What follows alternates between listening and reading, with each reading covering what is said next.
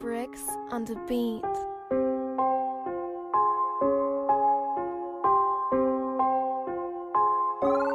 Bonjour et bienvenue dans la chaîne Mathématiques Sciences. Aujourd'hui je vais vous présenter et expliquer une nouvelle vidéo, qui est une vidéo tout simplement en mathématiques pour les secondes. Et dans cette vidéo de mathématiques pour les secondes, ici on va tout simplement aborder les variations de la fonction carré. Ok, donc ici on va aborder et tout simplement parler des variations de la fonction carré. Donc on va voir comment elle varie. Ensuite on va faire une petite démonstration de la propriété qui explique en gros les variations de la fonction carré. Et donc, voilà, ce sera l'objet de cette vidéo, ok. Voilà. Alors, et après, donc, de là, on en déduira bien évidemment un tableau de variation de la fonction carré, ok. Alors, du coup, déjà, dans un premier temps, la fonction carré, qu'est-ce que c'est? Petit rappel, c'est la fonction qui est définie sur R par f de x égale x au carré, ok. En fait, c'est la fonction qui, à tout réel x, va associer son carré, ok. Voilà. Jusque-là, on est bon. Et donc, cette fonction carré, justement, qu'est-ce qu'elle va faire? Au niveau des variations, si on regarde par exemple la courbe représentative d'une fonction carré, qu'est-ce qui se passe? Eh bien, on peut constater la chose suivante. On peut constater que quand, justement, pour des règles qui sont inférieures à 0, ok, voilà, donc qui sont négatifs, on peut constater que la courbe descend, ok, d'un point de vue graphique. Et on peut constater, et de ce que là, cela va se traduire par la chose suivante. De ce que là, on dira même que sur l'intervalle moins l'infini 0, et la fonction sera décroissante. Okay. Maintenant, si on regarde du côté positif, c'est-à-dire donc de 0 jusqu'à plus infini. Okay. Voilà. Et quand on regarde du 0 jusqu'à plus infini, on a comme l'impression que la courbe ne fait que monter. Okay. Elle fait que monter, monter, monter, monter. Okay. Et donc, ça se traduit par le fait que dans ce cas-là, la fonction serait croissante sur 0 plus infini. Okay. Mais justement, est-ce que cette propriété, elle est vraie? Alors donc, je vous le dis, voilà, on va juste l'admettre, mais en effet, ici, tout simplement, on va admettre pour le moment que la fonction carré définie sur R par f de x égale x au carré, donc la fonction qui est associée à tout réel x son carré, et en fait cette fonction carré elle est donc décroissante sur moins l'infini 0 et elle est à nouveau croissante sur 0 plus infini. Ok, voilà. Donc là pour l'instant on va admettre cette propriété, donc je vais la mettre dans quelques secondes, et justement c'est cette propriété après qu'on va tout simplement démontrer. Voilà, donc ça pour l'instant c'est la propriété, ok, qui explique du coup les variations de la fonction carré. Alors donc, par la suite, on va de là en déduire le tableau de variation, ok. Donc le tableau de variation, on va le déduire à partir de la démonstration, ok. Voilà. Donc on indiquera le tableau de variation plus tard, ok. Voilà. Mais avant d'indiquer le tableau de variation qui va justifier la propriété, on va tout simplement la démontrer, ok. Donc c'est parti mon kiki. Donc c'est parti mon kiki. Donc démonstration. Alors donc ici, pour faire cette démonstration, on va le faire dans deux cas. On va démontrer la propriété en deux temps. On va démontrer la propriété sur moins l'infini 0, mais dans un second temps, on va démontrer la propriété sur 0 plus infini. Okay, voilà. Donc, du coup, sur moins l'infini 0, ok, voilà, et qu'est-ce qu'on va faire? Ok, déjà, on va tout simplement se positionner là-dessus. Donc, sur moins l'infini, on va prendre deux réels. Ok, donc sur moins l'infini, on va prendre deux réels. Un réel qui s'appellera x1 et un autre réel qui va s'appeler x2. Ok.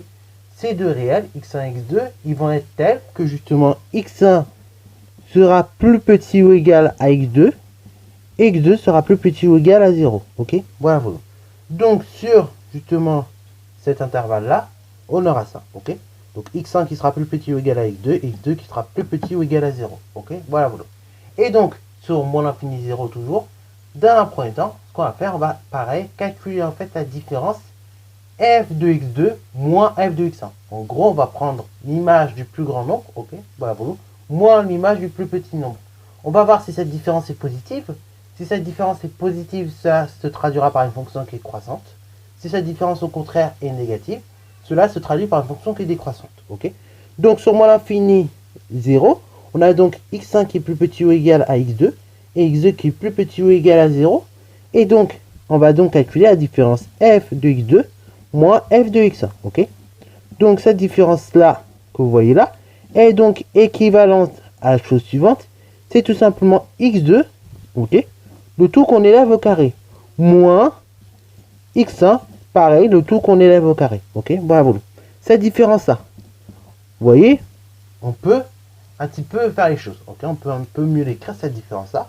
Vous voyez qu'on a un carré de deux nombres, ok, enfin, cette expression-là est du type a carré moins b carré.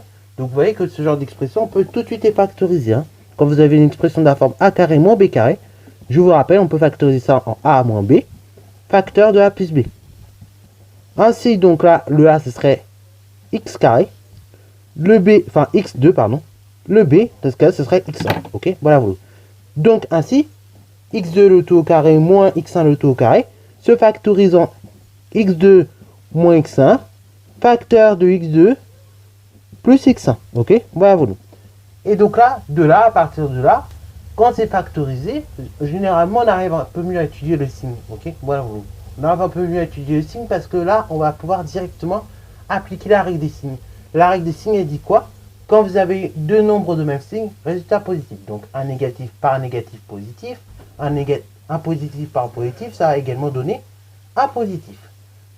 Tandis que si vous avez des réels au contraire qui ont des signes contraires, donc un négatif par un positif ou un positif par un négatif, là, le résultat sera négatif. Donc, c'est pour ça qu'on passe toujours par la factorisation. C'est toujours plus simple à étudier au niveau du signe. Ok, bravo. Donc, là, maintenant, ça va être un petit peu de réflexion qu'il va falloir mettre en place.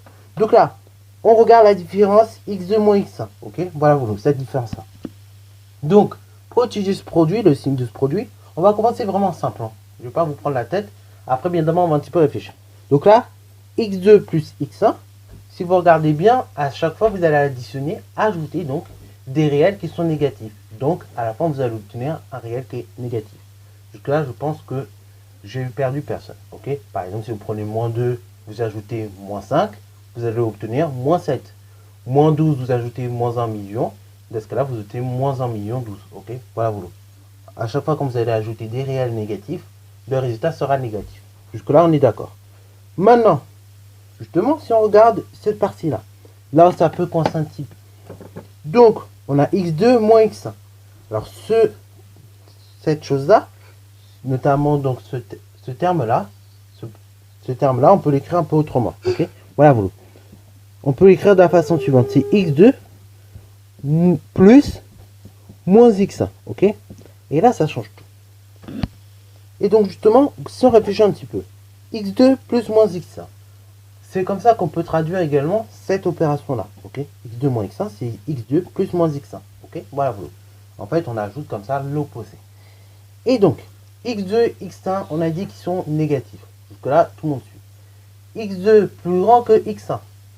Ce qui veut dire donc que là, x2 a une plus petite distance à 0 que x1. Jusque là, tout le monde suit. Pour une simple bonne raison, c'est qu'on est dans des réels négatifs. x1 et x2 sont négatifs. Ce qui veut dire donc que si x2 est plus petit que x1, enfin x1 est plus petit que x2, et bien dans ce cas-là, la distance à 0 de x1 est plus élevée que la distance à 0 de x2. Ok, bravo.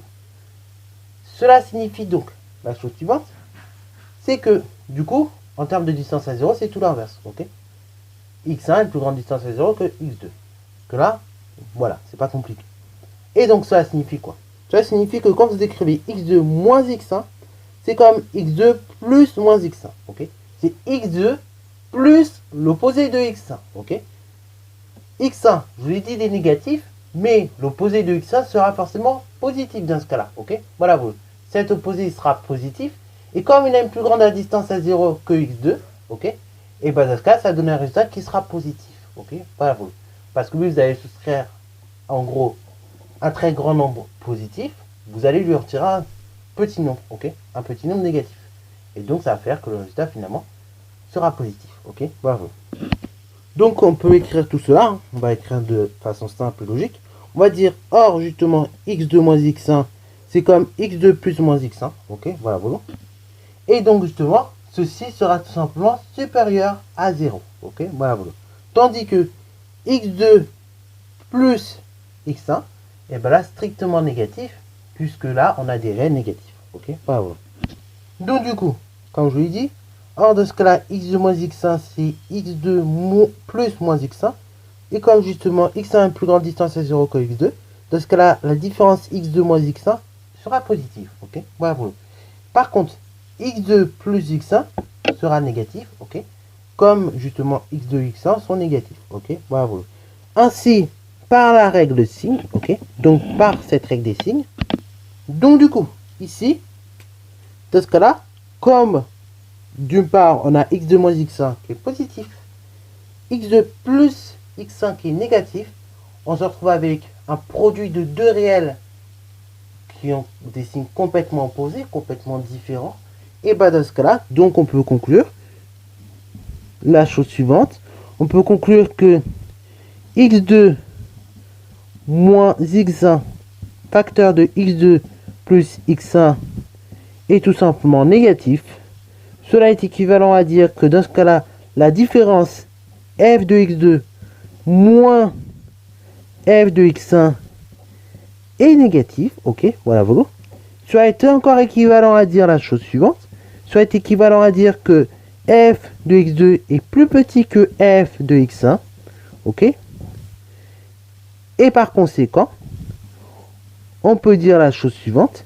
C'est que comme on a f de x2 qui est plus petit que f de x1, alors que justement x2 et x1 étaient plus... Alors que justement on avait au contraire x1 qui était plus petit que x2, et bien dans ce cas-là, on dira que la fonction f est décroissante sur moins l'infini 0. Voilà, voilà. Donc là, ici, vous avez une fonction qui est décroissante. Comme f de x2 est plus petit que f de x1, alors qu'à la base, c'était x1 qui était plus petit que x2, et bien dans ce cas-là, la fonction est décroissante sur moins l'infini 0. Ok, voilà, voilà. Alors, du coup, maintenant, on va s'intéresser cette fois-ci au réel positif. Donc, il s'agit de l'intervalle, en l'occurrence, 0 plus infini. Donc, sur 0 plus infini, tout simplement, on va prendre pareil de réel. Donc, on va dire que l'on a la chose suivante. On a donc 0 qui est supérieur ou bien, qui est inférieur ou bien égal à x1. On a x1 qui est inférieur ou bien égal à x2. Ok, voilà, voilà. Et donc là, pareil, sur 0 plus infini, on va donc calculer la différence f de x2 moins f de x1. Ok, voilà, voilà. Donc, f de x2 moins f de x1, qu'est-ce que ça donne? Cette différence, donc, est équivalente à la chose suivante. C'est tout simplement à x2, le tout au carré, moins x1, le tout au carré. Ceci est équivalent à la chose suivante. Là, vous reconnaissez une expression de la forme a moins b, a carré moins b carré. Donc, ceci se factorise en a moins b facteur de a plus b. C'est-à-dire, donc, c'est x2 moins x1 facteur de x2 plus x1. Ceci, donc, c'est la version factorisée. Maintenant, au niveau du signe, on regarde, on réfléchit un petit peu. On a x2 moins x1. Vous faites une soustraction donc d'un réel extrêmement grand par un réel extrêmement petit. Ok.